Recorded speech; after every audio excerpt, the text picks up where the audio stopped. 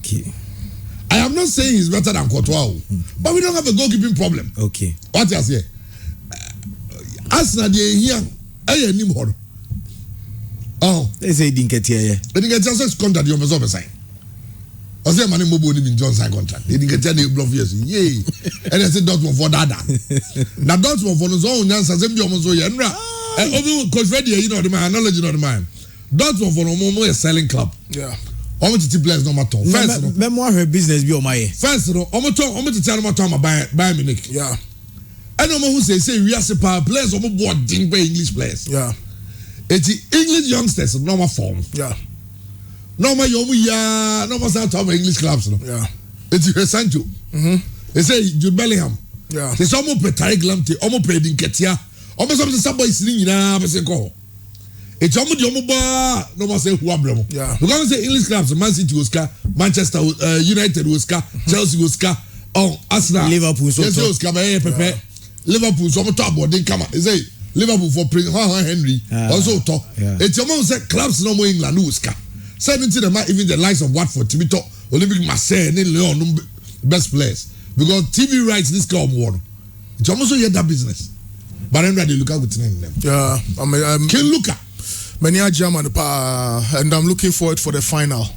It will be a great final. A great final. Not running to space. Now, Opeso BB and performance against Wolves. No 2 goals or share them say a man when your confidence behind the third goal was a massive goal. Luckily Chelsea and conceded goal. Now me Chelsea be conceded because say Christiansen ne Rudiger ne Choloba ne boy and again almost missing goal Kante. Luckily Jorginho to me boy. Later on, Matthew Kovacic prime lost to Chick Crowder because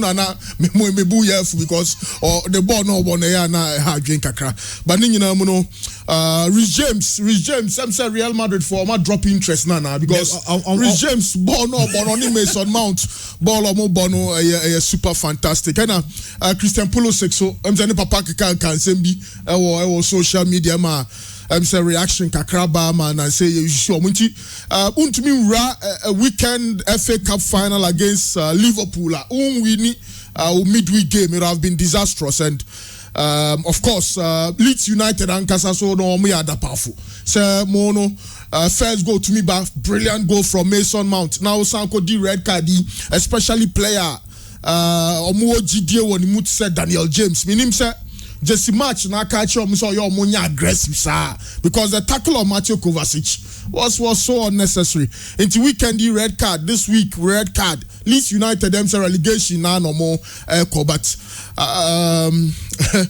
Lukaku manager send you see celebrate your teammates who celebrate you know na it always say against Liverpool no Kai entrance na Luka I drew finals we say there na Kai na best start but Lukaku confidence one untumi to striker boarding sa na de bia no di ya obi on trim untumi mo ball ni ye Timo Werner form no yen sheda huni ye nti and hwe goal no share ni third goal no ogina so no a movie na one tricks or yi wo ho no Benzema nominate Lewandowski, especially Lewandowski and what's our tricks, no, especially in the 6-yard box and general work rate, no, and from the blast of the whistle to time of this third goal, be offside, very close, go running, but ball no or communicating.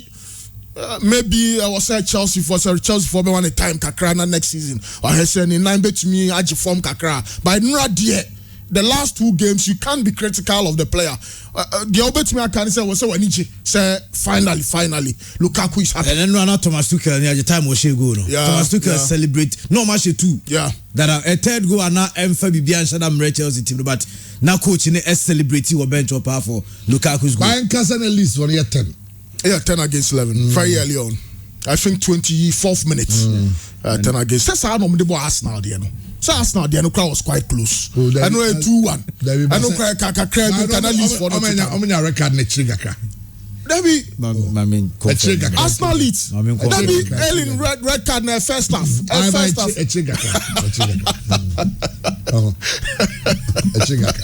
27th minute. Yes, difference. Where is it? 24.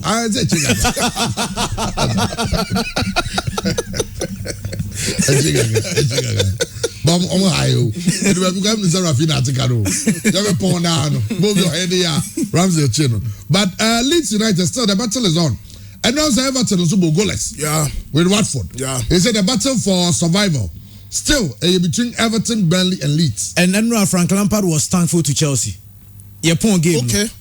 Jokingly, Okase or the Chelsea team nasi. Because Chelsea results against Leeds. No. Leeds the winner. In Quebec. Leeds, no thankful of Chelsea. Say Chelsea abuano.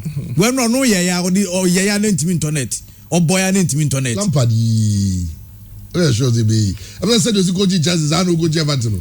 Those are inconsistencies, no. But but then yeah, the North London Derby. Arsenal on a destiny in his own hands. Say, a win for Arsenal means that Champions League football next season at the Emirates. And oh, what a great sight it will be. See, when you have the Champions League anthem again at the Emirates. Oh, you have the anthem. Yay. Okay.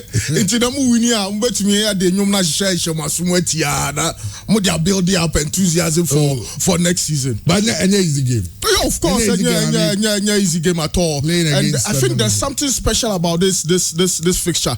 I'm gonna be on friend of Tottenham Day. Yeah. Out me topic group na head of Tottenham Hotspur. I'm saying no a celebration Kesiepa Ekoso Ewo Arsenal last year.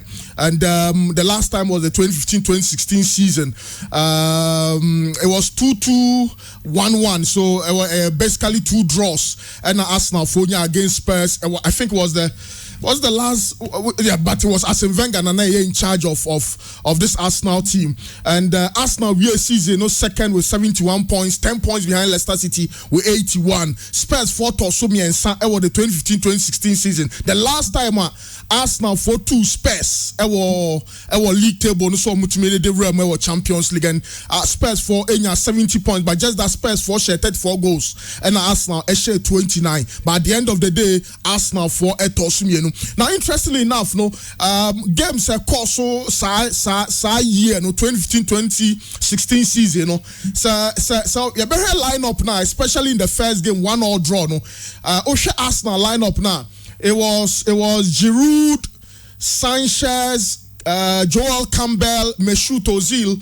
So when I had 1-1 score line, Giroud, Sanchez, Ozil, Campbell, Coquelin, Cazorla, Nacho Monreal, Koscielny, Per Mertesacker, and Matthew Debuchy. Oh, what a player! Peter Cech. Sometimes not Mikel Arteta to bench. Or free bench in a bar. Yeah. Oh, just Spurs team this one. Where the last time we celebrated Tottenham Day? No? Yes, Tottenham Day. No. And then, like you said, about the first since 2016. Arsenal fans, so Tottenham Day, no be true. No. The time Arsenal yet to make maximum points from Tottenham and also finishing above them. Yes. And then the third of me say shepherd. St. Tottenham's Day. Yeah, and yes, small celebration. Yes. Now, just Spurs team now. Hurricane that's what. Eric Dyer that's what. Hume Song free bench by Ono that's what. And Ben Davis that's what. Hugo Lloris, yes. Hugo Lloris was even the captain of the side then. In the Arsenal team, first 1-1 normal ball Emirates, only Mikel Arteta. And the womb. But no guys, you coach. Say a coach. Second leg, a 2-2 Yan checking lineup and also it was Hugo Lloris, Michael Caine, Dyer, Hume Song, Ben Davis but Arsenal team the only player Mohamed El Nani. Yeah. And a very complex game. Very, very complex game. Now, Chairman, Osha the last 10 games Arsenal Spurs my prediction I did papa, but in all honesty, I think make a double chance Spurs because in the last 10 games, Obia winning one home, but Spurs I bet Arsenal Emirates Spain, and this is the very first time we Tottenham and now this is the very first time I hear both game where Tottenham Stadium nipa dom aba because him so more renovation near coronavirus in rem inti game we no in chen no crowd no in Antonio Conte in 25 games were provided 14 wins, 5 draws, and just 6 losses. So 14 wins, no, out of 19 wins. So it means that Nuno Espirito Santo ne was some pamano because Onunya 5 wins and Conte edi 14 abesoso. But in nano the amount fixture where so you say Chelsea was 70 points. Of course, Chelsea cried them here shows Arsenal for Arsenal was 66 plus 14 goals. And Spurs was 62 plus 20 goals. Difference of 4 points. So Spurs we near or closely up to just a point. Just a point between Ono and Arsenal. And the man who had Dinkakrama Arsenal say in the last 7 visits of Spurs, in the last 7 Arsenal visits to Spurs, Oma we need 2 and Oma lose 5. In the game no a Dinkakra, but I'm just hopeful say Enano Tomiyasu ebebo as a left back because Sano Yusu know as against Leeds United because Sa Dejan Kulusevski no 3 goals out of 15 assists, 3 goals 15 assists. I'm say a cup player the numbers no was through power Premier League in terms of genuine transfers now. Only Luis Diaz and Betancourt switch na central midfielder. Ryan Sessegnon because I had there Spurs for about the 3 back. Spurs form per possession, possession, but omo less number of shots. I think they've played close to like 12.4 shots per game, but they've scored 60 goals. Arsenal for per possession. On the possession, Pierre Bono, especially with the hard working Martin Odegaard. In terms of open play assists, even work rate, distance covered, or a key player. Ono ne bejina Spurs for midfielders so say Pierre-Emerick Højbjerg and Betancourt on the be 10 no or creative problems between the lines. Between the lines, not just Spurs for midfielders, any defenders, no quite that one. Say Hona Martin or the guard be operate. Ubenya meaning Saka fully fit there because Saka will operate from the right, Martinelli from the left. No nya Edin Ketio no ewo anymore.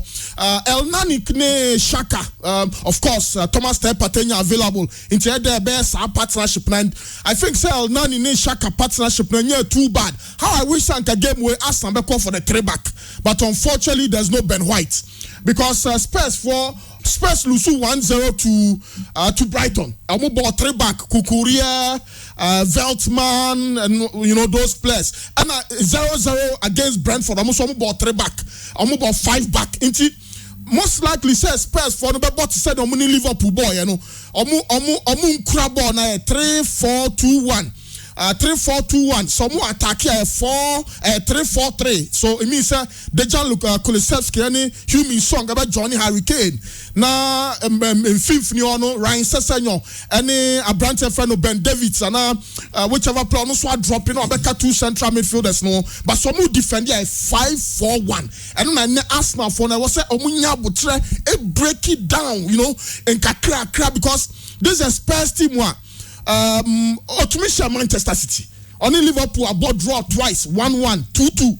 And watch Spurs back on, and I'm so about watch Man City back on, and about draw back on. Even against the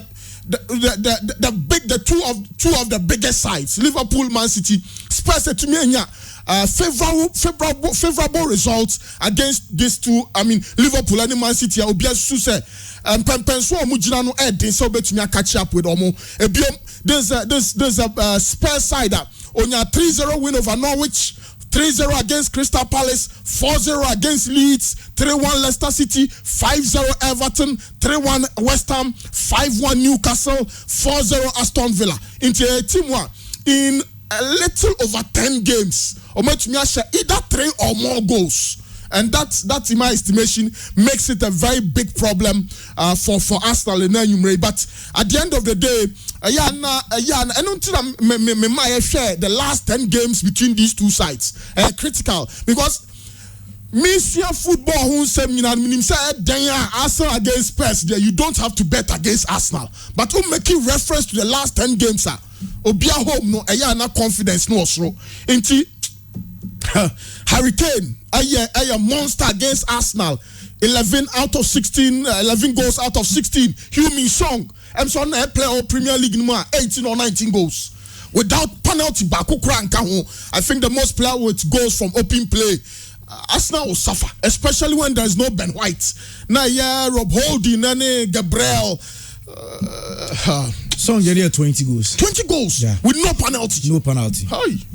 That guy is good, huh? Yeah. Top player. Hey, but and then Saint Tottenham's Day. Oh, chama bad day. And then chama Saint Tottenham no. Saint Tottenham's Day. Yeah, dim papa. Nah, the attorney say there is one thing about Arsenal and Tottenham. We say now with the same North London. 2 clubs, no. And there are a lot of people are friends, maybe away Arsenal and away Tottenham ni. And bet and normally bets near who will finish ahead of the other. Yeah. It is Centurions Day, no. Senevia Senya Sha, regardless of what happens, Arsenal will finish ahead of Tottenham Hotspur. That's the day, also celebrating Centurions Day. It's in there. I can bet you, say, Arsenal will not lose. And then we will lose. I was Spurs home. You lose. Okay. Yeah, quite a draw. Near Kibisa 4 points. Yeah, Champions League in there. You will be a check. But maybe I say, my dad, you're doing where you're a son. Now, South Korea for Omo players were Malaga, Lavente, Wolves, Omo was a players who Bundesliga. South Korea was team South Korea very Omo team no cross superstars in North into Omo proper teamwork. Now soon, no Yeah. But Chama I know double chance Spurs and Kebebo. There is double chance Arsenal. And you mean going to go say? Goals need both teams to score. I know they're checking the last 10. Then I go, Beba. Goals, they're no problem. Sides. Yeah, 2 sides. Goals, they're no problem. Goals, there. Then I 1 goal, but 1 or 2 goals, but 2. But Nipa no be win, you know. Why the best celebrate is St. Toriham's Day? And here's our celebration is on there. And you ever celebrated the other Arsenal? Why you have crown Spurs? We know better to Arsenal. Also, we know to win today. Are they? We know so that it's still 1. Answer 1 point. 4 points. Answer 1 point. Now, no, someone Everton. And the Everton today. Someone in Newcastle. And how much is the easy? Oh, Newcastle home. Arsenal, you lose 1 match of the BB season. Hey, na Spurs crowd one head. Spurs one right. Bet me I come. Tottenham. Tottenham is in Nigeria. Nobody did Tottenham. And then the thing, I imagine who they are because we have everything to play for. But for Arsenal, even a draw is good for us. Yeah. 80, we should just manage the game. Yeah. And finish with a draw. And yes, answer. You have the opportunity to win it. Then we win it. Yeah. Then bring my Tottenham and say da and then. No. Andy Casillas. Chairman, we are coming on here. No problem. Makwa South Korea for no. Okay, so we are not here much me. Makwa South Korea for the chairman. Go for no team. Oh, and then Son Shegobi and Sowers I'll go now against Leicester City. Or then the left, near the right, no. Or the left, no. And the Kelly ball, no share, Schmeichel Bay. Yeah. Or Kelly ball, no share, no. And born, where say this, say that. Baby, Ojina, penalty box, next crowd. And or Kelly's are born. They now by Andy Gaza and a son, no. You better stop and I'm saying my pass the ground. You will be able to pass the ball, man. And I'm okay. Let me research a bit about their team. And I realized that almost some very good players. I mean, you heard the old Wolves, no? The Bundesliga, Leverkusen, no, some other teams. And I was, I don't go for no team in your bad, but I'm going to be trans, you know. And you for Ghana squad, no, potentially. The shake Ghana pass, you never say, why in the bit of the no, be honest. This, if you have a trade back of Mo Salisu, Jiku, Amate, trade back. What you say? Nanzo Bianso, Evan say, the only one bono. No, but you be about 4-3-4. Till near Quenimuna, wing backs. Tariq Lamptey on the right, Jeffrey Schlupp on the left, Kudus Nepate in the middle. No one could even come out Edin Ketia, Callum Hudson-Odoi. What's the team way? anu oshima team wey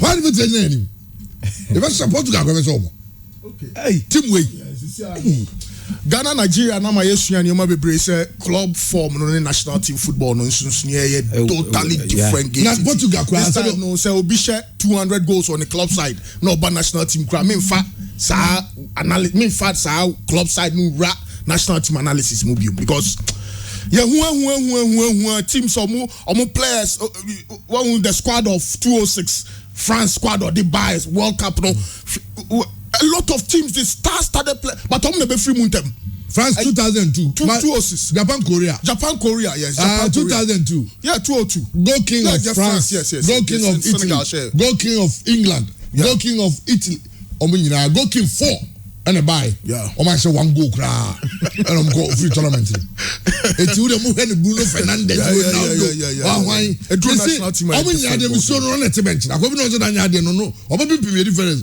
why la o you say Rafael oh very good player and now Wolves are branch be obo mo right wing back Clinito say that Portuguese yes wa boniti sa no on the ball and I say no see how Man City for no Clinito and Cliniho on the ball right wing back Spurs Wolves sorry Man City Wolves on the ball right back very good player very good player Cliniho very good player apparently nimbo 22 years of age nimbo yes Spurs sorry Man City nya was the Man City football no more body there me nim team obetumi stop here me nim because goals no sha no mo she they just score for fun and Haaland be ka ho pa dia Haaland betumi a shebe 50 goals a season because then omo be man service no or Bernardo or Calvin De Bruyne Riyad Mahrez so Foden Ike Gundogan and I'm also Kevin De Bruyne Haaland celebration it was I was just say wabo only have grand answer for you now we say 5 for no kwa keep the band no kwa say 4 say wabo Ben White no munyire you it's good for the Premier League I have Christiansen no go jana nim dia so bezi o Christiansen ni hwa hwa oh Christiansen dey so woko and why be wo de bobodin wo ba why na wo they had when say Maguire na so Manchester United Obekaro say Maguire say what is Maguire we say bibia say agala go be ko bi bag enra pa na player go head Coach Freddie may who Maguire problem Coach Freddie may who Maguire problem ya remu amano ni ehwe nsam kakra ho na you quite but still Portugal team no because how William Carvalho is all betis no crowd so much experience yes slow but sure experience my picture we it's loads when my mention of picture we ase akra no need picture no oh akra ba ko no hwe no just buza say ago ya dey also akra ba ko we chiro Manchester wages no anyone want say we need offer ba go so need picture so say hey Sanate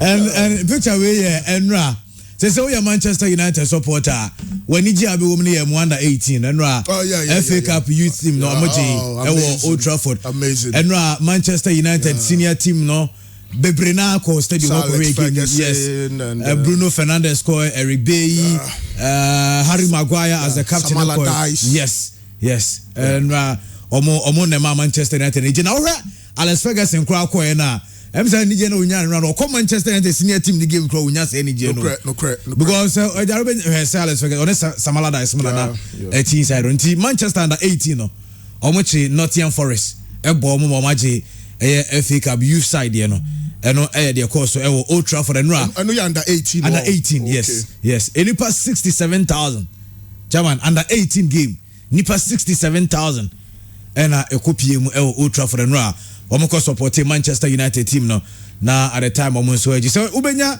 Eribe ni Bruno Fernandes then so no munyina was stadium na almost supported the youth team na just almost so JSA trophy no even including goalkeeper David De Gea na David De Gea so unti Eribe ni Bruno ni and almost test nice man almost so heavy. Omina ko supporting Grano. I say Hona any general. Hona is any general. Your Manchester United fan. Why also more energy. But now Obika Daniel James tackle on Mateo Kovacic. And Chairman, Sadia Aquadano almost dinner terminal. Chelsea for see dinner terminal. And Chairman, it was a very bad tackle. Na a bad tackle. Where baby could see na. And then you want to say Mateo Kovacic and me into a game so. It was okay say who will be Ghana. Bechemne had to folk. A similar tackle on Richard Atta, and the referee did not even give a red card or man yellow card. And I was wondering, this was a straight red card from the referee. And Obia uncle complaining, say referee, even including Daniel James Nanka saw a red card no. And so foul anyway, you know.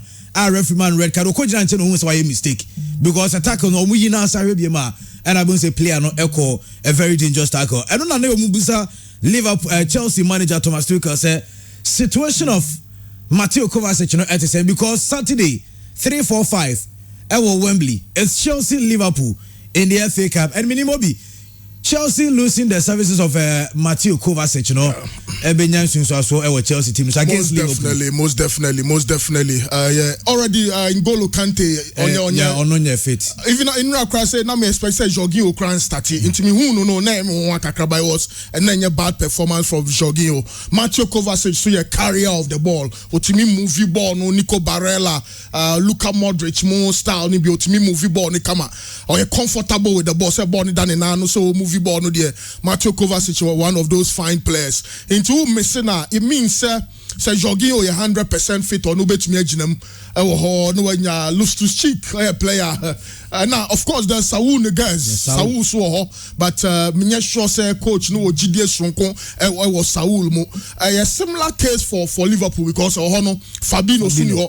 Yes, I know Jordan Henderson bet me a position. Even Joel Matip because no Schalke no boy as a defensive midfielder or no cross our qualities no. So between Chelsea and Liverpool, Ulusu N'Golo Kante, Ulusu Mateo Kovacic for Chelsea now Ulusu Fabinho, Liverpool were enough cover. And a massive loss. Just that Lukaku is back, so you can be excited. Say, one of you be so Kubet Messi or Lukaku as now, Chairman, at the time, now Chelsea Asian Leeds no Leeds support about what they was stance name. Now, as I remember that video now from the stance. At the time, Leeds said that ma Omoya co relegation. Leeds RSA Bian Kubet Menya Ebia Kabia Tinaka game no. Omanya a point from the game. And about the course stance where Chairman way. Mamina Chebono, Eddie Okra. Now, Alonso and Kwajiatu. Was it it's our ball? In John Farmer Muntu. It's a take Rafia and Oban Obeje born. Alonso is not how was Rini. Not in a Premier League, no use one ball. Mintiasi. A whole Premier League, one ball. It's born Koto Stadium next year. On Benny. I got to stadium next year on the forever. Said the Omo and sells it. Oh, how previous from my now. Fans letting Chehona. Eti boys in the ground, no one's a never been to. Eti where maybe about wish to Groby one Bakusha. Tomorrow go to Echiwa, maybe a 4 o'clock tomorrow. Oh, I don't know, but England for now, the young from my day, different beings had no anyway. But I know Inter Milan Suji Trophy now. Yes, what a game! Yeah. What a game! Yeah. What a game! Yeah. So why when you be a chance where I give you? Yeah. And Inter Juventus. And how many goals? 5. 6 goals. 4 goals to 2. Yeah, 6 goals. 6 goals. Yeah, 6 goals. Inter scored. Juve better ya no Msenya. Vlahovic. Yeah. And Omote Canon at last 2 goals by an extra time. Yeah, it's extra time. It was a great game. Massive game. Said Rani Ekase Inter were a bit more of the quality. And Inter force were the Juventus for nyapa. Omo ane yi omo free Serie A table so. Omo san Juve Super Cup. And I know Coppa Italia yanka Juve so the share chile kakra no. And also Masa Koji. And ya said Juventus Ayrton Paulo Dybala. Because Paulo Dybala partnership with Vlahovic no munya sa partnership ni biom some Dybala kwa. Boy ni be lonely. Because all of the 2 goals are share ni nyina no. Juventus first 2 goals ni nyina no. Paulo Dybala Vlahovic no me involved. but Nico Barella first goal. No? Oh, what a goal! It was an early minute goal. I think the 7th minute thereabout. But again, Bonucci penalty, Matthias delete penalty, especially delete. But you VAR, so now you are convinced that it's a penalty. But Inter, Simeone are building very good units, especially Dumfries, Ivan Perisic combination, and a day Bonucci penalty now. Lautaro Martinez. Yeah. From the Dumfries to Ivan Perisic, now quite say Kamavinga ne Karim Benzema, Rodrigo go ne koye a man here 1-0 switch of flanks from the right to the left, and Osha Hakan Çalhanoğlu, Osha Nico Barella, Osha Chiro Skriniar nomne Juma Moya we Chiro Inter Milan were Juma, and said the partnership between Zacharias and Zakaria and Andre Rabiot.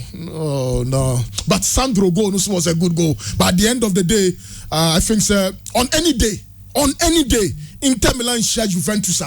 Scoreline be said here. You bet me I record it. Inter deserve it because Bono Inter to me Inter echo game no here. Fans no just before the game. Where our fans no more on the free chile banner. Omina Shada, you ever say Biabara Sports Stadium now share with Children's Park. Then they all walk to the stadium. Into Inter fans no. Oh, okay. Almost share baby. And Omo aso sauce blue and black no. And I just want the number. I want to organize you say. Can I feel? I mean, organization support groups. Ghana, Nigeria, na Porcupine Tertiary for the year. Yeah. Time a bus ne di omo ba no mama bus na for mama stadium. Omo si wekwam.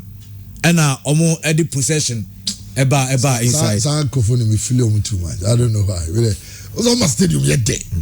But zaneti o. The kwaz United to no be everybody be say be relaxing. Oh.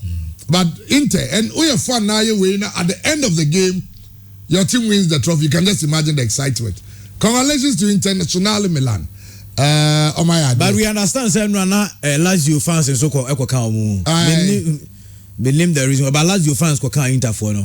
Lazio for no make from room for no. Ebi mu ko kan. Lazio so many yes room and warm yeah. Rival. But I know ebi mu ko kan. Some match ne bi on to kwesi. Rivalry is on man ye dey. Na the canin I say be United but forgotten no. What? So when your chance one maybe 10 or 15 years ago on Tiasie.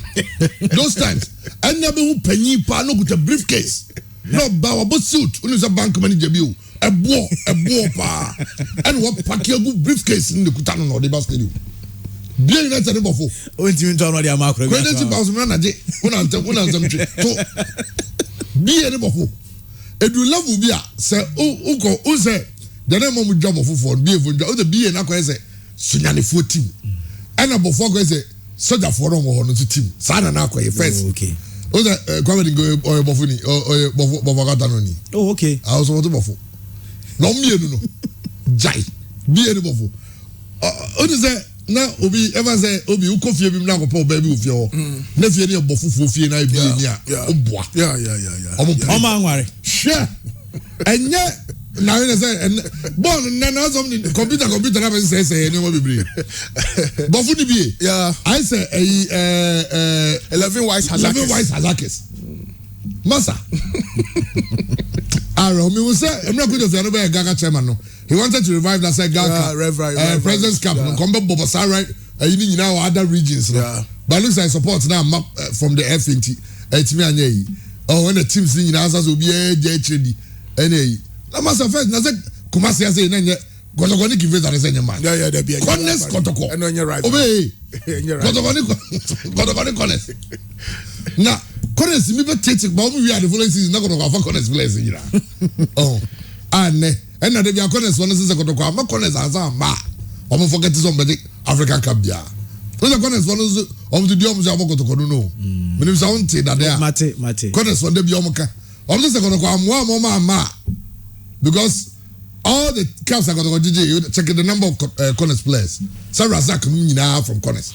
Oh, right very back you do what the anti transona na obi Giorgio Chiellini so just after no defeat no so announce say season ba na we a on Juve for we over a decade and our service Juventus team nti Chiellini and so ebe jai Juventus team no I understand so be ko America now akoto football no so he's had a very good career at Juventus but although assuming you ba na we end of the season I also didn't name the anoko boa the some of the upcoming leagues you know maybe Qatar, Saudi Arabia, the MLS, you know, the J League, the Chinese Super League or maybe koji ska because you wenya ska be also the Biana Moreno kase Odi Bonucci also momo tre football defense university because they know how to defend and exceptional defenders even at his age Massa and I also one day discuss Sadia no say Italian defenders how they are able to play that long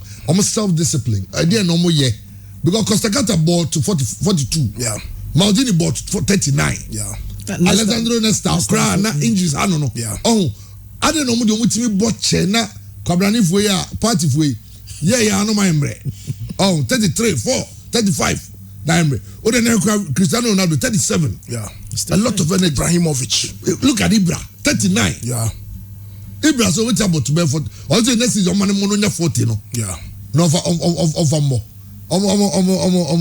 more exceptional exceptional na enra ayasin so obi na coach eko yes enra omusaji league no now say me ka be story we say no mayor no say omo celebrate o city center into omo city center omo de omo yen say stadium Ajax Amsterdam wa stadium ono ma you Cruyff Arena wa etiro omo celebrate o inside on petri park nechi na ejareba me ahwe omo celebration no na omo ja omo coach kwan Erik ten Hag eba Manchester United no omo ja kwan tie no omo G League no celebrations are eno so course so ewo omo stadium nechi no chairman hwe wow Ajax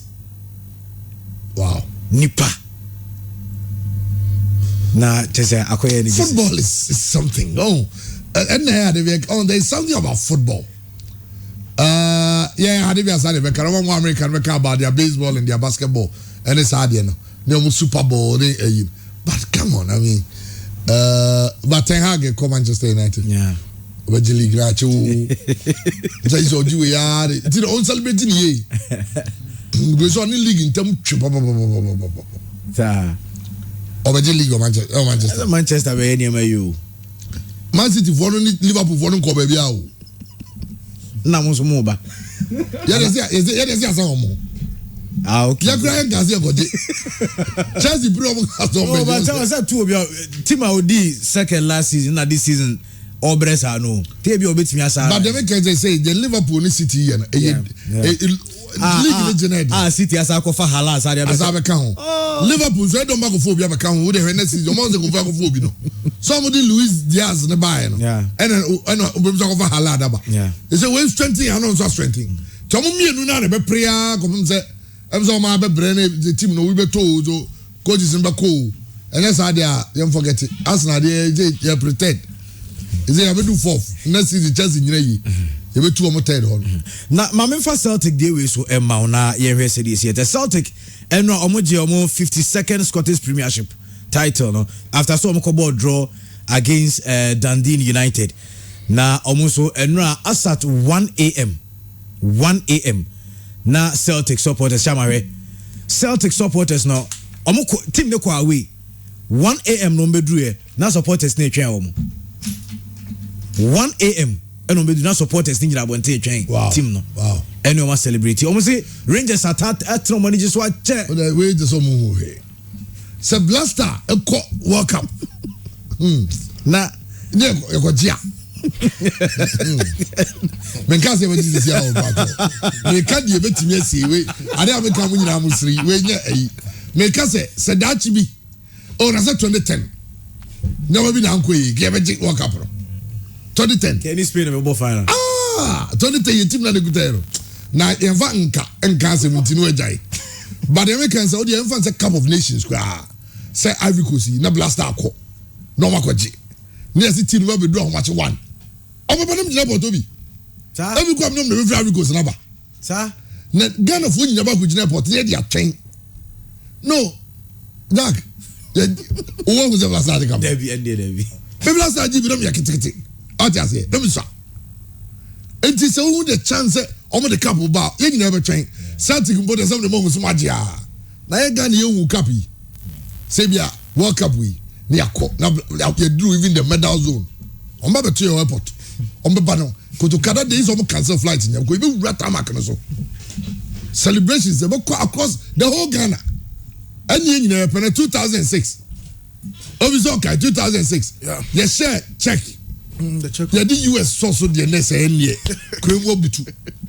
That day, me say me drive na me go Paraguay State. E kwani mo ni be gu kwan mo jubilating. Yeah.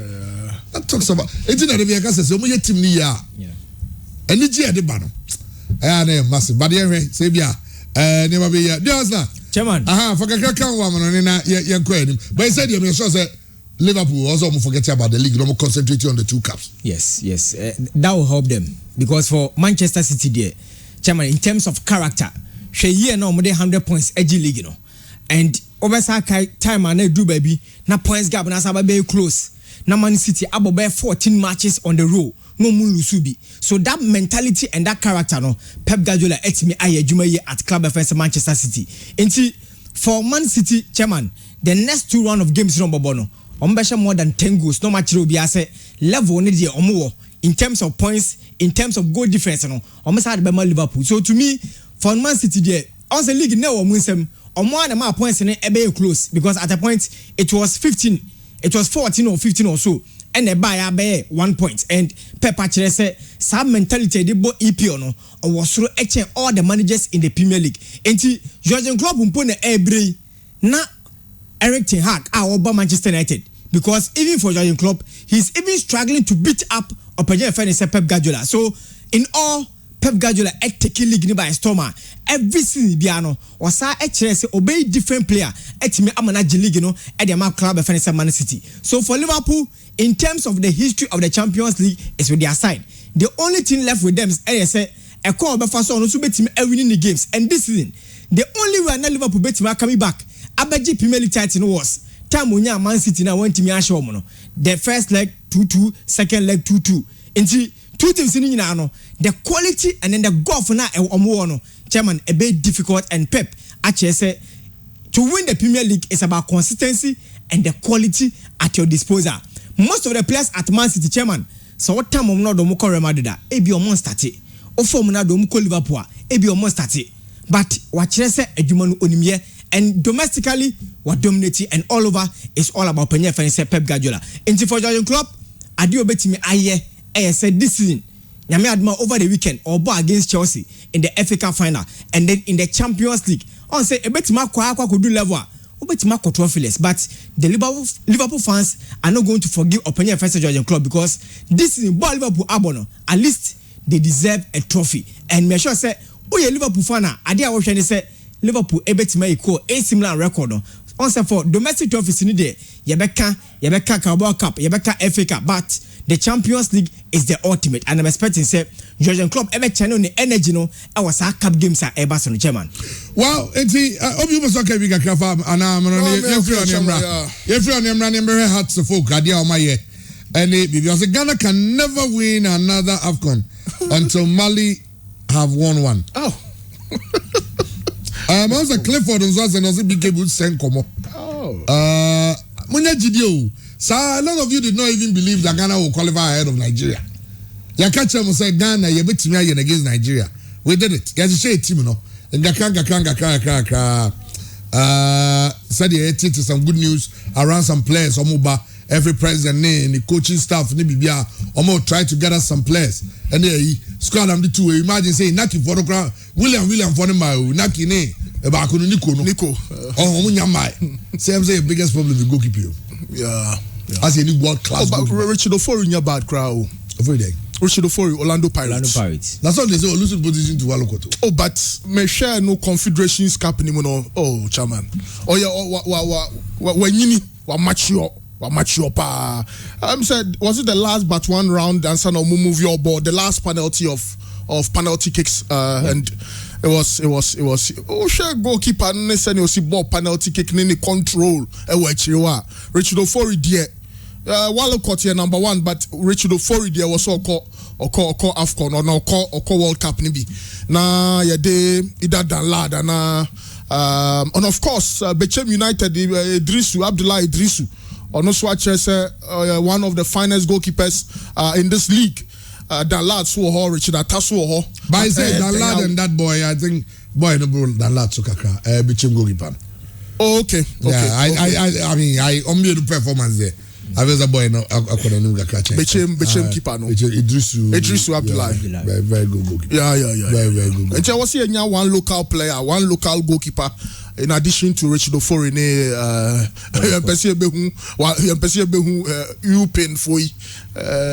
Manaf nomine homo baratizi ge nomuno. I was say a job move fina ye pe goalkeepers or more good. Okay, Anra, Hearts of Oak Jumadi Omudi na ne ye ba be hwe ho nsɛmpa. Na Anra no Tagba for the 14 head of Asogli State. Anra Tagba din sama ho do atuda. O say Hearts of Oak the some pagya dia kobe foforo. Na ye ba betie ni nsɛm no. Ba ne ye ka ba Black Stars, the ensan ko Black Stars. Ne enwie no ansa. Because Prosper Harrison do akasa dia fa na nsɛ okay stories be about say Chris Hilton enye happy say continue as technical advisor because the agreement they made they say after qualifiers you become the head and now we have a assistant on this animal. Now Prosper Harrison do say answer me no correct. Also Chris Hilton you're very committed to the Black Stars. I don't know Sena who can say any name from no. I don't think that Chris youth Black Stars technical advisor no wakasa audio bia kasa wakandia okay nti I don't know who is behind those rumors no. They are met me come and say it's not good in Panjai those things no. We don't personally sana enye u pese odi ni kosi boni na tesa manfo be ya no on kasa esa and I said we are very positive with all the coaches and so far they are all very positive and they are very committed to the Black Star job. Okay, and here Prosper Harrison Adone, General Secretary of the Ghana Football Association. And in somehow they are to die and so no. Now, young Kwanra has a the commissioning and the sword cutting ceremony of the new commercial center for Accra Hearts of Oak. Today's program, which is the unveiling of what would be a symbol of what has aspired to be a modern edifice, none of which any other club can boast of on the continent. An edifice, again, that will symbolize our aspiration, our desire for greatness, our desire for preeminence in African football. An edifice we'll all be proud of, that will become the home of Accra Hearts of Oak. So many invariably, after this edifice is completed, Hearts will be run from four separate places. 4 separate places are where we're running this club from. 1, the new head office. 2, the commercial center. 3, the supporters liaison office. And last but not the least, the academy, which I said is more than full academy. We intend to call it a sports academy because of all that is available for patrons of the place. What you want to unveil today is the image of what we are trying to. Well, I know some took way after that. Added to the 14th. Now, Ochremu said, the amount of you imagine somebody say football, no, and your park in the infrastructure is very important. Now to the specifics, particularly as it relates to infrastructure. We identified the need to build up infrastructure as a very important strategy that will aid the achievement of all that we've been dreaming of. First of all, we noted that infrastructure is a basic criteria for qualification to participate in the forthcoming Africa Super League. We need to position as a folk so that when it comes to infrastructure, we have the minimum that's required. The academy, very important. Our own sports stadium, very important. So these have all come into the gamut of things that we are trying to build. Well, and not to work for that kind of infrastructure. And one of the basic things are, they say African Super League no mobile. All the elite clubs in Africa. On by the Super League, Europe, 9 years. because Europe no UEFA is strong. UEFA very strong. Hano CAF no akwa me Super League because then the Beminenska. And you say infrastructure ye basic. Now Champions House of Work running from 4 different places. The House of Work Secretariat office complex the House of Work commercial area and a center. The academy also say more than a football academy, a sports academy. And almost say the House of Work supporters liaison office. I say 4 places where and running Accra Hearts of Work. And so free. Now I'm a new office complex and I have a picture so screen so House of Work was say coming soon and this is it. Over here. Yeah. Brilliant. Wow. Wow. The design itself. Yes. Architectural design. No crime. I say a elite modern day. No, no much ultra modern. I mean, what more can you say about this sort of facility? Football a business, and business so there. Why invest you more this so benya returns? It's not just about transfers and even players be or me basically attracted to facilities and she say sign a player free Cameroon now about training grounds or about training complex and now about administrative headquarters na nyoma bi enko ya na interest no ba form kakra and commercial angles of football say football clubs across the world no mo e-commerce areas of online trade yet your memo how bit replica jersey of any club be straight to Ghana whichever be will be omo the best omo the money into stadium get proceeds no yes I know see critical but other areas sponsorship and the commercial areas no sponsorships travel tour various tours how be but yeah no na untimi nko say Hearts of Oak tour baby no maybe you've not got into those levels because your clubs don't to mean build a great fan base out of or more territories no but commercial angles and it's always been the plan of Hearts of Oak ever since Togbe Afere take you over no consistently year after year appointed a commercial manager Kwaku Sechibaye Ofrioni Maknuna and Mufrio later on various appointments Kuko Koswa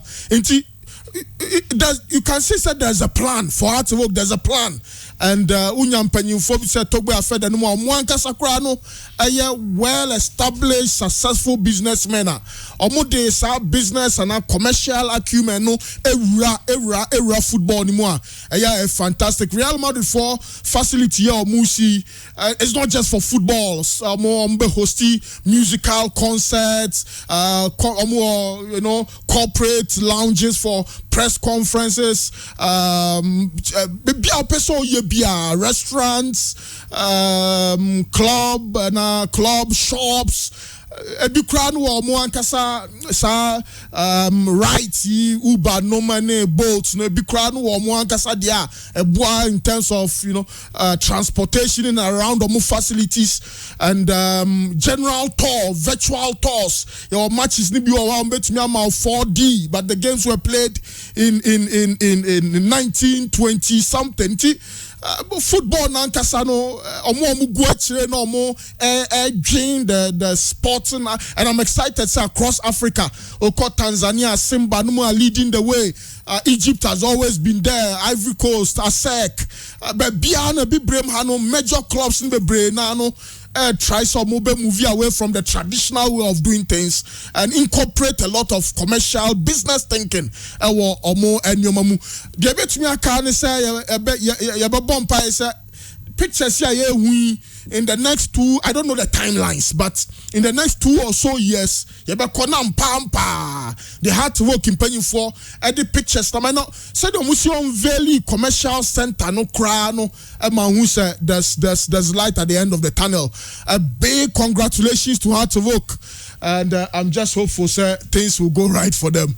Well, we say about timelines no talk about for the two just say you determined say to have your new office complex ready by the end of this year. We are determined to have this building almost done by the end of the year.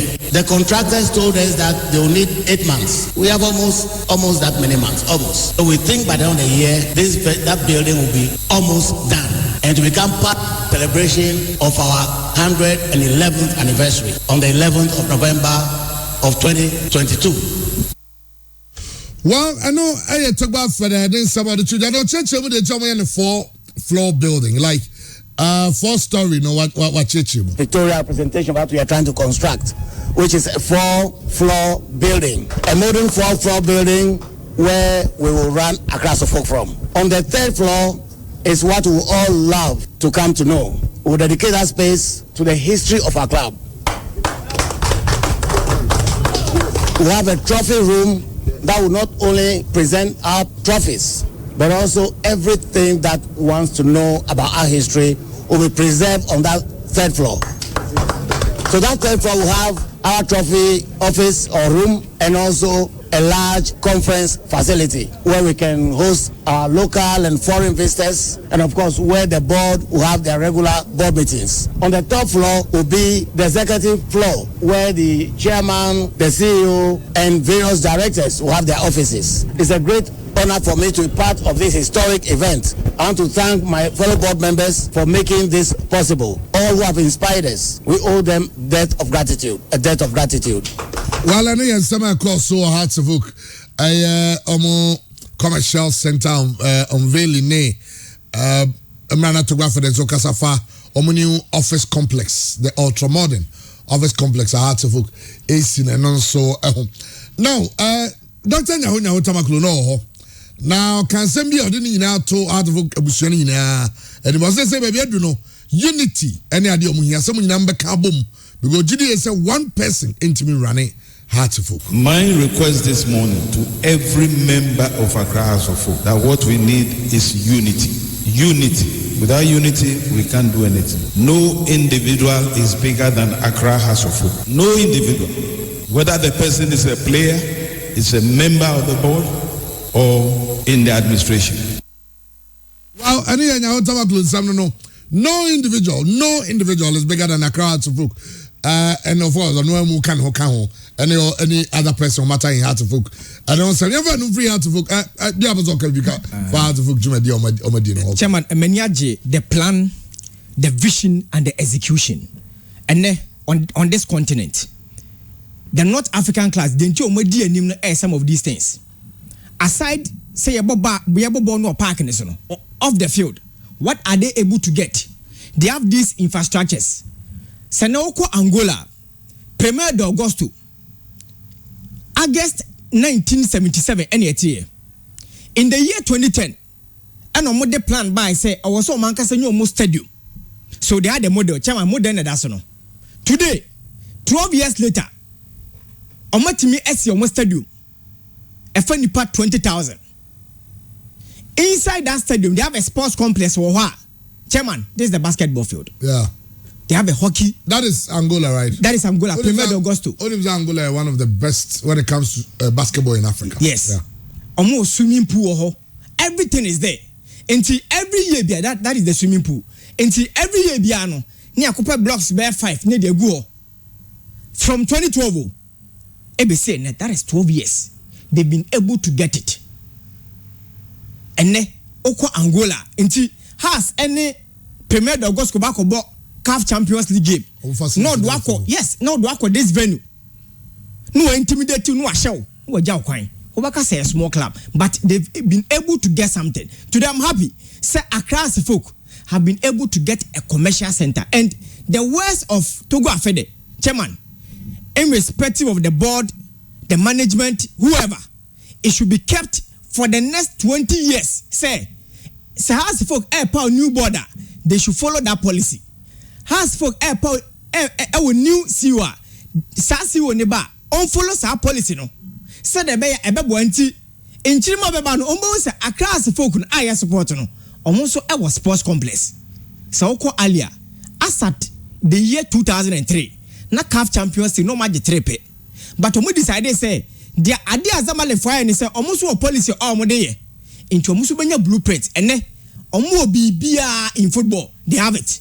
But talk about Zamalek. They don't even have it, but they have a sports complex that they spent $5 million on it. In the chairman, say about the next 10 years, about the next 15 years, they will see when they say, your clubs, you know, almost on your infrastructure. If you are able to get maybe 6 clubs in Ghana, no more infrastructure way, no more vision way. That is the way forward. That is going to help our league, and that is going to grow our football. And Tinyasebia, FN the Babakan was some Yasebia, Debia FE. But clubs in Ankasano, what are their policies? And policies, you know, chairman, they should follow those policies at Ebabom. Tama has J CAF Champions League in the Bino. I learned say in painful bar some by documentary, but on mobile, on your office bia. So, on say a magical, Sahas Etimia Bako do this level, Nasian and air rank here. Has Etimia could do 8 in Tebabe he, baby has folk 8 training. Nearby, no, Yehu baby, a new. But today I'm happy, say across folk, Etimania openia, chairman, or vision, what me abo Eddie has, Echo Sampe Pensowe. Na Andy Cassene has our shop. Go to Africa, the elite class, Obia our shop, our at a different country. But go to Kumasemo, Kotoko has, or more shop, I told Mujesis, I told merchandise. They don't have it. But I'm happy with the way forward of our class. Where Horea, Chama, where Horea in Guinea, where your shop, I will say no mubie, Horea in Guinea, where your shop, our mabie, a club Nidia. Ghana had the only club I mean, so more side in Nibi, a Cheetah FC, or more division 2, or Mankasa, our shop, our motor club Nehonyoma. And I'm happy with the way forward of our class of folk. Well, Obi, you say I said once or some new training complex. Yeah. And it looks like as a club sitting there, say, you know, because it says it's African Super League, one of the requirements. Because it's kind of a bempa and the pictures, you know, standalone pictures, you know, said it's yes. Yeah. I said for almost a new training complex. Almost so it's already live on Facebook and now One HD TV. And Nioma is a club singing. Obi a konanim, obi a so konanim, obi a say baby do no.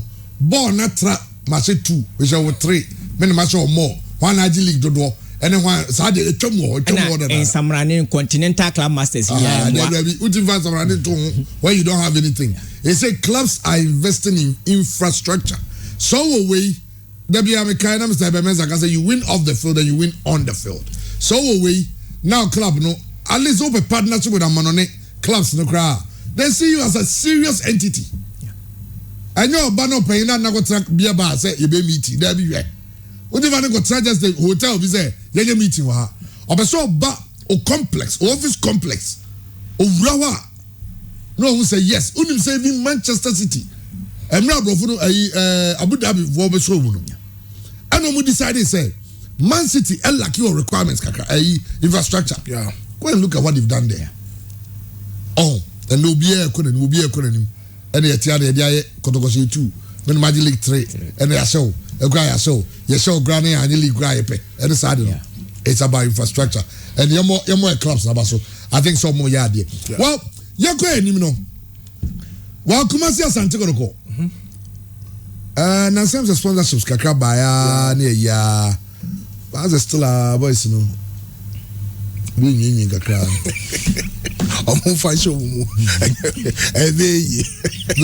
Since I have to green bonus my winning bonus and salaries. Winning bonus. So salary so as I came kaka. So the technical team for the being here. Oh. And by a board no one management team so. But David, ne how Park say VAT na e job. 18%. And now someone can say, it's too much for clubs. You say, got no problem, you high. I'm a tax bar. Clubs in the government, especially Konoko and House. Konoko to be more precise because Konoko games the numbers. No, Option and Psycho from there. By imagine first I could go to 60,000, 70,000. Now every week and every other week, Konoko almost 30%, 30,000. So next year, almost 30,000 goes into taxes. How many in the chairs I don't know? And now someone can say Sikana Mutuan too much. You are very engaging. I had these people as compared to last season, to use a lot of automatic ways to address it. If we are engaging with those are our football, our colleagues, football people, so we should have a way that we should the government goes. If the engagement that may be, and then one form control Chikumana, one to form an opinion, we can engage on that, and I would say the lesson that made both one now. So it's extremely hard. It's extremely hard to say able occupiers able now also 18.5%. This is well, I am not a hard dream. Say Scar clubs with regards to Saturday Edikaka. Say creative arts for it to me. Clubs should engage government. Oh my God, your clubs no. I study at Debia. They have to use the channel of Gauka because they have the welfare body. Because every day, baby, I do know. Every no engage government be a no go Black Stars, yeah. Say you took out here, you know. I dem akwa so say every engage government. They should make a good case. Say you come be other countries the government helps the club. Yeah. Even Nigeria. What you say leaks. Musumi be buy more muska. What you say? Enti yeah, we make a strong case. Munya presentation. A year ujina so. Say presidents across other countries, Cameroon. Nigeria, Cameroon. We almost abandoned the scale raw mobonim. Etiabwa Ghana buying. We also interested in Black Stars. Black Stars and 7 previous. 7. Yeah, my first sponsor dentist near the about our Black Stars. And you play some ball local leagues, no. And you mean you baby you crab on Florida, no. Maybe Kwame, maybe Tran Abo. No, my Black Star. And instead of putting the money at the top. Slightly the investment you make in the Black Stars. Now I say every year government of Ghana best add $5 million be run the local league. Infrastructure you bring one. Now the scale room.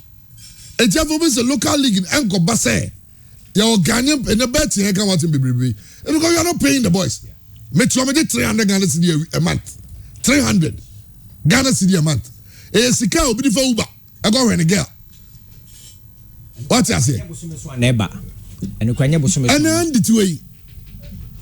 I feel no see state secret. We are patch confidential information. Okay. Oh, let me hear there. And now I want to pizza. To 2 grand say.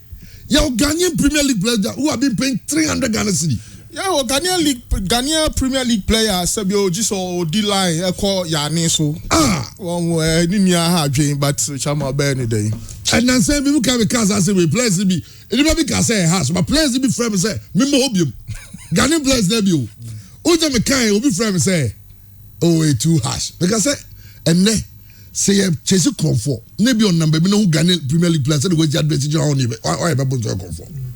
Because some player cut 300 Ghana cedi. Oh, especially shirt, obetiato. Brodo shirt go betiato me. Sa 300 Ghana cedi I say, oh they for 500 kra. Bosume so on san fam no. On san fam no. Enti so tu kwan no go brekuma. Ana go techima. Ana se kuma se no beba. No pe amura bi. No na twempra. Se eya anya mo obedie die. Oye assured. Okay, na nsebi ehun Ghana Premier League players ye do magu kiato. Techima. Muko training. The life of a Ghanaian Premier League player. It is our boy no. So beautiful friend ka chance masa. O ma chira mbebo no. Me ma $5,000. Who boys in the count? 5,000 there. Who boys in the count? Na money match no. Mo me ehia mo 3 ya. Masa onye nipa. Nipa. Is he not a human being? Now winning bonuses no crime say no so ma o. Share.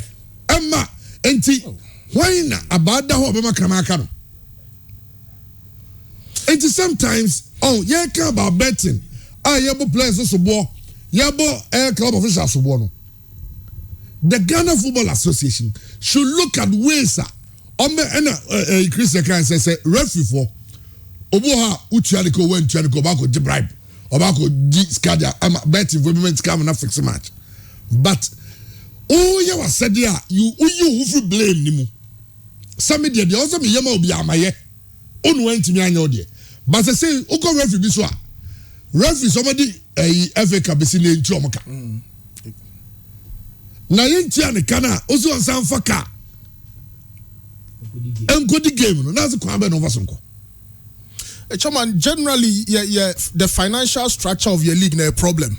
Gate proceeds and sometimes I say hard to work near Santi Kotko a ball a buying stadium into E11 no ana e-ticketing no then was some the edge ma into nipa sign be use some mobile phones and they are to tickets into gate proceeds cry a problem a buying so jimu 18% no about broadcasting rights Star Times my clubs they saying I'm saying $5,000 and $10,000 $5,000 into $5,000 clubs na Kotoko has into me more one game and to be more one game asa now I share the prize money at that league so I know see you saying $32,000 and 30 is it 250,000 Ghana cedi and also to me ball 10 matches maximum into football now Premier League now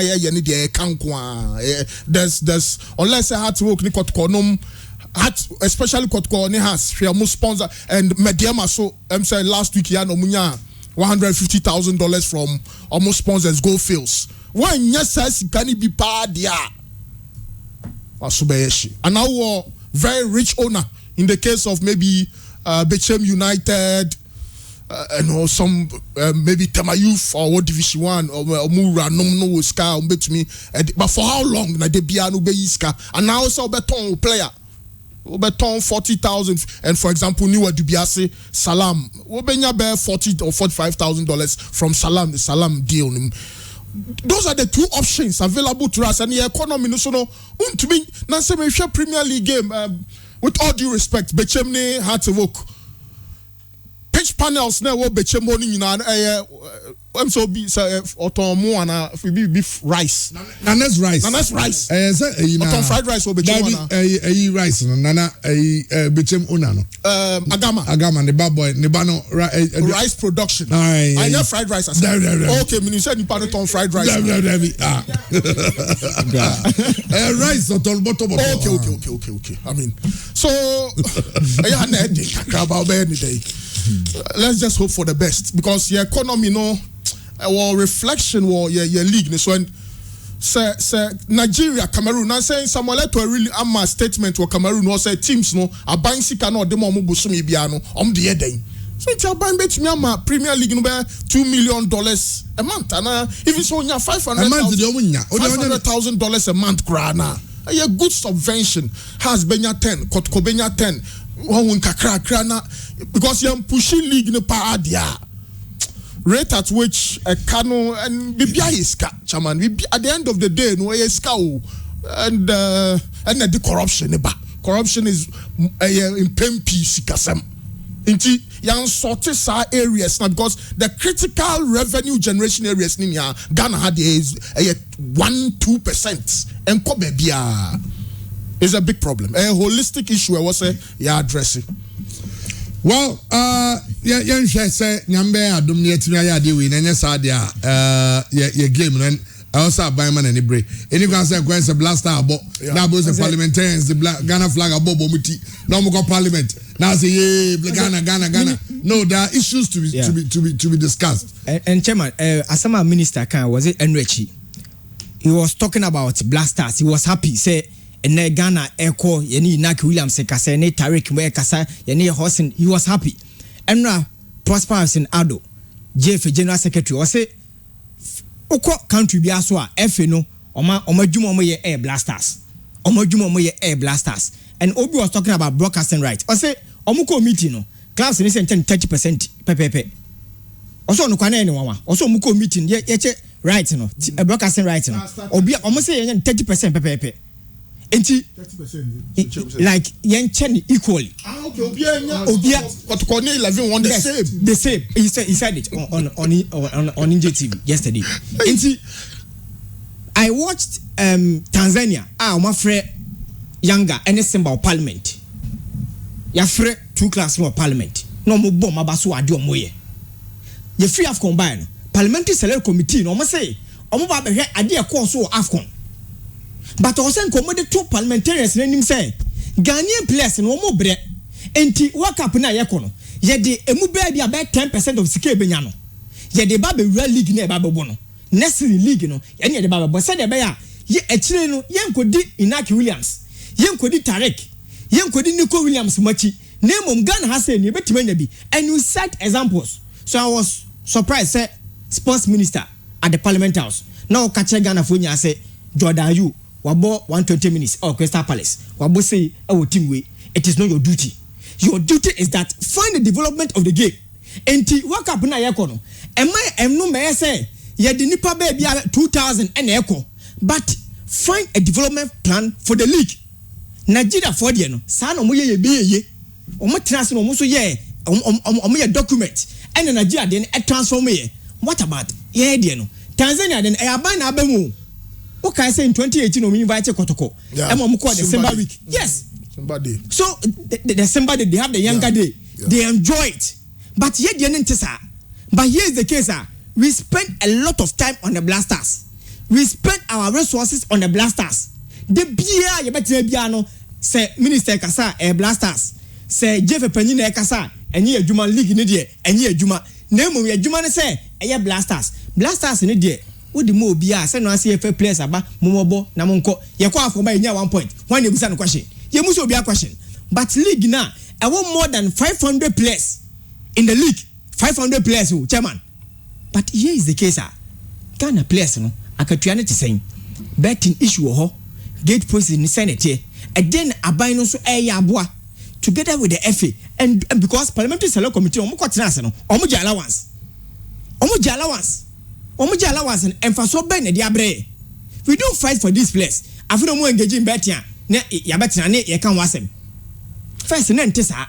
But se Kotokone has tena wasa next season asa che start times di nipa okay in the Spanish Liga eba president ne ka say on person ye che nipa na press say ne omonche na omoko woni basa person so omdo mu pie na eba no ye mo league no oko man bi aso chairman. There's no way say in Egypt Ali Fontina Super League ne mas no because $10 million no I'm going to 2 players. Chicken feed. No, $10 million. Yes, $10 million. Or the 2 players. Appearance fee. $10 million. Or the 2 players. And to honor also most Super League. And which name also. There's no way say we check TV rights deal. Oh, Egypt, Nazamalek, and Ali. Also by GBH because yeah, Ceramica Cleopatra. Dear, start time Sikan. Someone check the person. Monkit one who benches a bet anymore because Kotokone has now no bet me BB out of.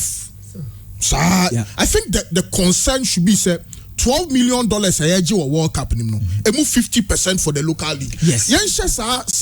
Because FA need the 10%. FA is up at 1.2.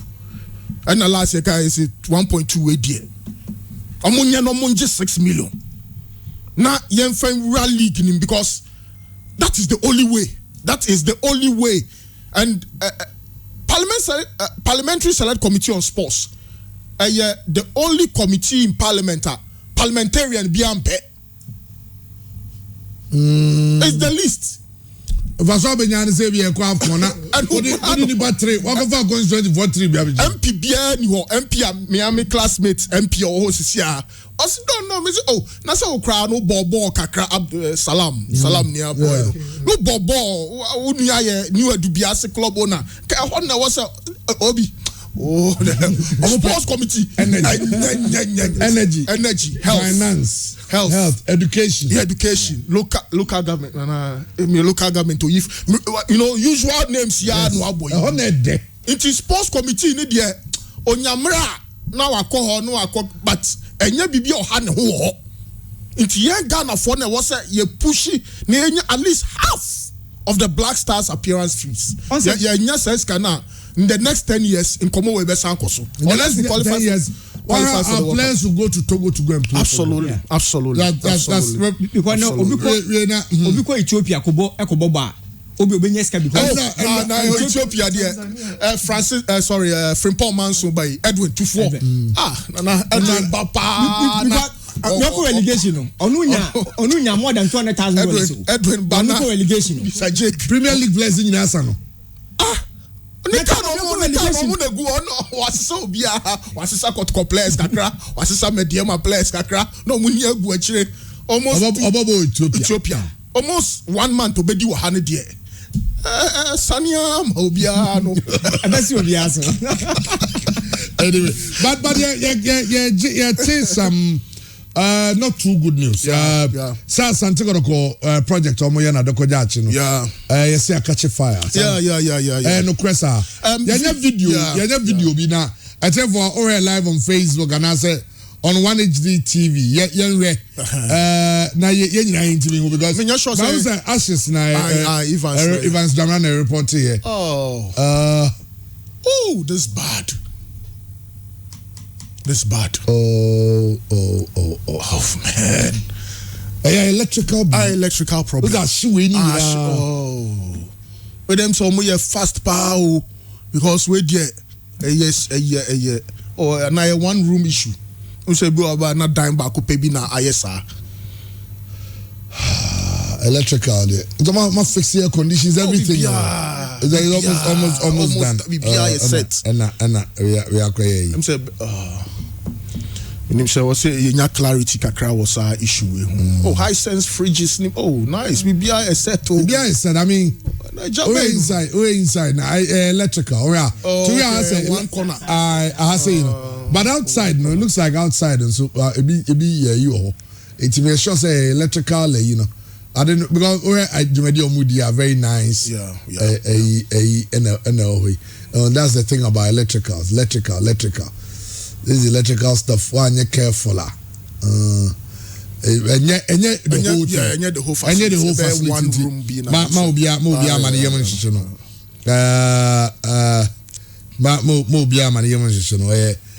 just want, but all the electrical you say also. All the electrical, you know, because electricity very good, but it can be deadly.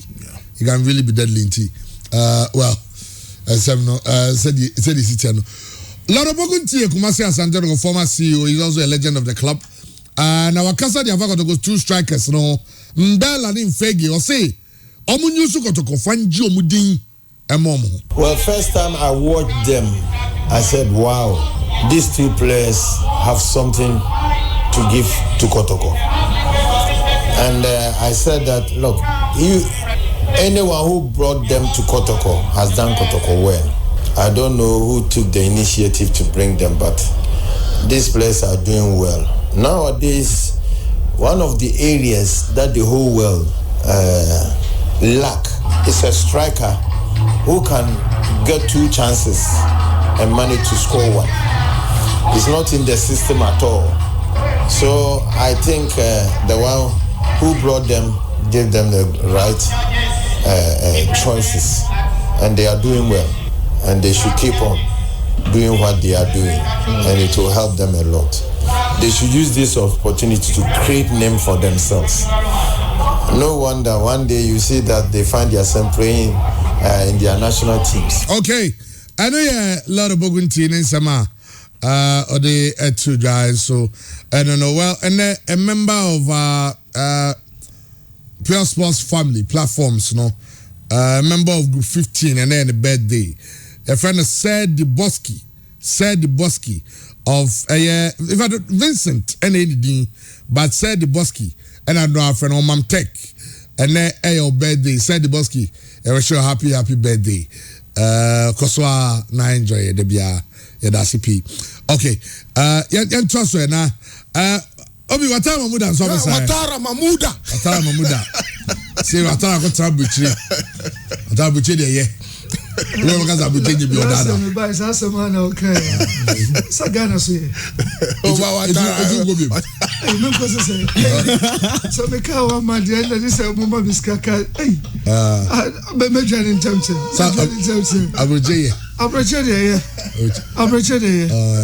anya okakra de obetimenya obenya bia send fie ni bibia of course anya fie ni ebusofo ni adamfofo ni de dia okakra obetimi bebia odu ti so beda de anya obenya eno se de abrachede we kasa abrachede ni bia obo but friends shede we Ghana is ajo BKB me Ghana ajo nti friends kase Kwabroche na kwaji $5,000 a month obeko sa onko. Me gonna say me $5,000. Me $5,000. Me mama me bubo me $5,000. O sign fee crop keke plan. Me mama call. Me mama call. Asa. Abroche die. Me mama call. Abroche die. They be my advice say o tia na say o ye so ope say they live your life a pass with freedom there in there. That's all Joe so do there. I mean you still live here. Now I enjoy it. Said you're enjoying now. But if you Abroche the level of stress amukomu no. Aha. Etina because be adwuma fie tada kwa social life kwa oni bi. Easy. 7 days na me adwuma say the matter 1 day so 6 days. Aye. Me abulai hitru. Yeah. Me no hitru. Enya easy. Now be adwuma wie no tax abeto. Na friends accommodation kura no cancel tax be wie no. Sa oji 3,000 na 4,000 anya mu 60% ko. But they can still any mood into.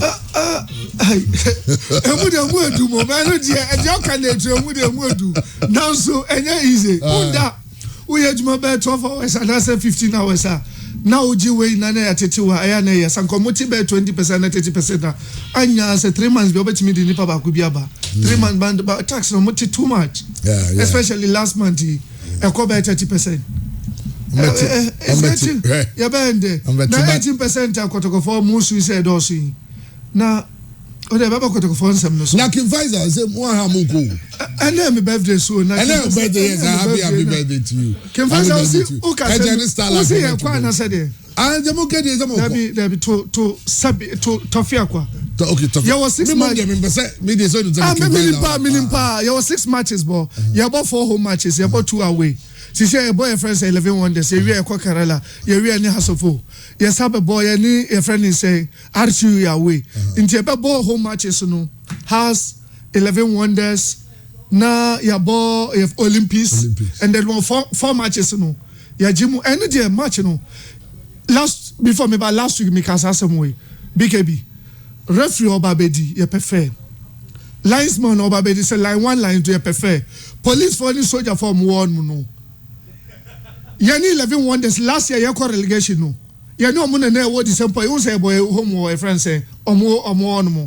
And yani na ebo mo. Omo share 1-0 and last match na kobo yani your friend say you share Liberty na anke ko.